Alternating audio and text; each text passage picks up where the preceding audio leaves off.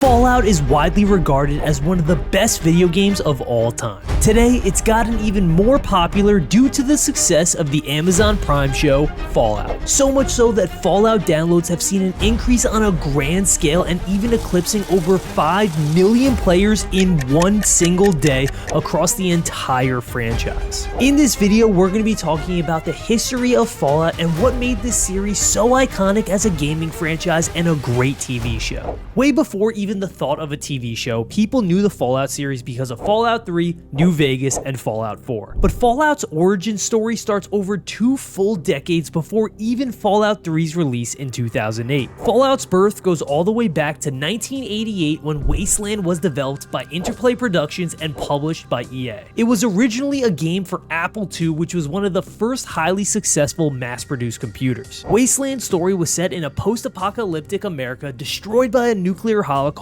generations before, but that's why the outside world in Fallout is known as the Wasteland. Fast forward 9 years to 1997, and Fallout, a post-nuclear role-playing game, was released as a computer game, again developed by Interplay. The game was a massive success. It won Role-Playing Game of the Year and sold 600,000 copies worldwide. 1 year later, in 1998, Fallout 2 dropped, and you guessed it, another banger. Players and critics were always so captivated by Fallout's gameplay, setting, deep storyline, open-ended gameplay, and unbelievably in-depth character system. Simply put, the game had every aspect down to a T. Now let's jump a decade forward to 2008 when Fallout 3 hit the scene and Interplay underwent massive changes. In 2008, Bethesda acquired the rights to the Fallout franchise and developed Fallout 3. As is common with all Fallout games, it's set in a post-apocalyptic open-world environment set in the ruins of Washington, D.C., Maryland, and Virginia, better known as the Capital Wasteland. But one major difference made Fallout 3 stand out more than its ancestors. For the first time ever, Fallout was now released on consoles and therefore available to the mass public. So Fallout really took off in popularity amongst all gamers. At the time of release, Fallout 3 was unlike any other game we've ever experienced. You begin in Vault 101, having never stepped foot outside the vault for 19 years. Then chaos erupts when your dad, James, leaves the vault and causes the Overseer to try and capture you. You end up fleeing your once sanctuary of a vault and end up seeing the Capital Wasteland for the very first time. Outside of one of the most intricate storylines out there, the game's character customization was second to none. The beauty of the Fallout series lied in the ability to play the game however you wanted. This was amplified through the special system. This is where you assign attributes to customize your character to your playstyle. Special is an acronym standing for the primary statistics in the system: strength, perception, endurance, charisma, intelligence, agility, and of course, luck. Another major upgrade to the Fallout series was the introduction of the VATS combat system. This lets you slow down time and pinpoint where you wanted to attack an enemy at the cost of your action points. Think of this as a combination between turn-based combat and also real-time combat. Then you have the true beauty and aura of Fallout 3, exploring the Wasteland. Bethesda spared no energy in making sure exploration was always worth your while. With so many different POIs, hidden caves, secret quests, and special loot to be found, the Wasteland was an explorer's dream. But as explorers know, that also comes with some serious threats and surprises. Lastly, the survival element was key for Fallout's success. Your guns had conditions, so if they were overused, you'd have to repair them. You couldn't carry an infinite amount of loot or else you'd run slower than Peyton Manning in the open field. You had to monitor your radiation intake, try to find a bed to sleep, and always try to be improving your weapons and armor. Fallout 3 sold a staggering 12.4 million copies and won the Game of the Year at the 2009 Game Developers' Choice Awards. Fast forward to 2010 and we have one of the most popular Fallout games to hit the scene. Enter Fallout New Vegas. Fallout New Vegas was a very similar experience to Fallout 3. It took place 4 years later but featured Nevada, Arizona, and parts of California. They reintroduced factions, which were a key element in Fallout 2 but was actually absent in Fallout 3.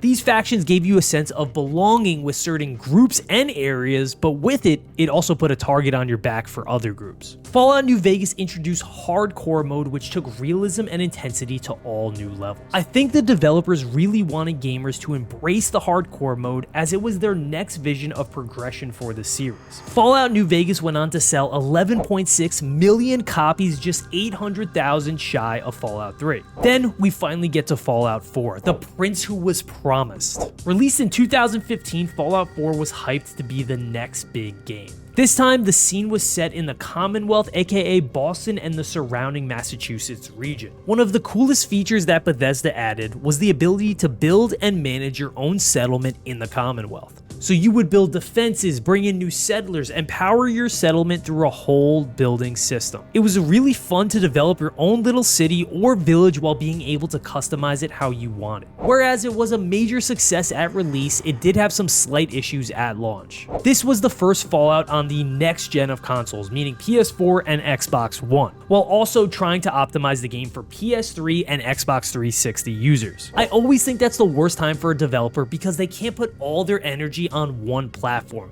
They have to split it between the two, and they split resources and focus, and usually they miss a couple things on both platforms. So some players were facing issues with frame rate glitches, some graphical errors, and just overall gameplay instability. Thankfully, Bethesda quickly fixed these things, and Fallout 4 went on to be another massive success. Fallout 4 ended up selling 25 million copies. Now I'm gonna take you to a weird time. We're gonna go to 2018 and the release of Fallout 76. You see, to this point, Fallout absolutely dominated the single-player RPG world. Fallout 76 was its next progression, and with it, Bethesda wanted to test the waters and feature multiplayer. But not just feature multiplayer. Make online multiplayer the key ingredient to Fallout 76. To put it nicely, Fallout 76 was an experiment, and it didn't go too well for years. It only sold 1.4 million copies, but funny enough, right now Fallout 76 is in the best place it's ever been in. Due to the show's popularity and the updates throughout the years, Fallout 76 is a really fun multiplayer game.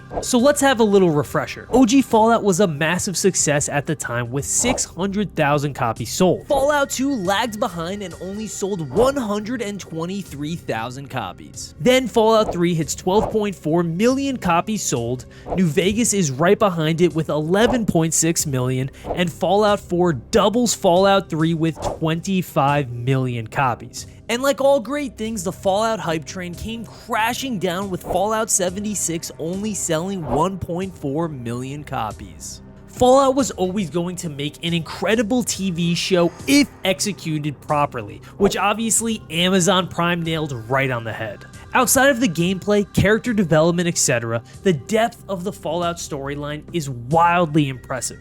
Myself and others have been absolutely captivated by the stories of this amazing franchise. One of the beauties of a single-player video game is that it can almost make you feel like you're part of a movie. But instead of watching, you're causing the actions on the screen and have this intricate role to complete the storyline. Fallout allows you to really make any decision anytime you want, so you can mold the storyline and the entire world to your imagination. At the time of this recording, Fallout just got renewed for Season 2, and I can't wait to keep watching, keep playing, and keep praying for Fallout 5 to hopefully be released soon. So there it is, your history of Fallout and the beloved Wasteland.